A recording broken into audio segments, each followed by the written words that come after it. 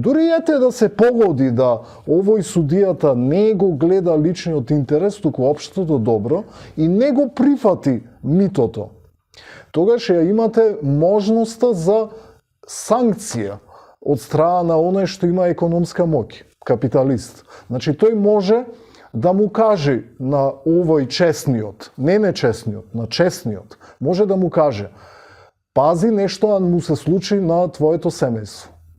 И сега, ако ова го кажеме, јас ти тој, може да не пријави во полиција и ќе настрадаме. Ако му го каже тоа економски моќен човек, тогаш тој може да претпостави дека тој ќе купи некого за нешто да му се случи на неговото семејство.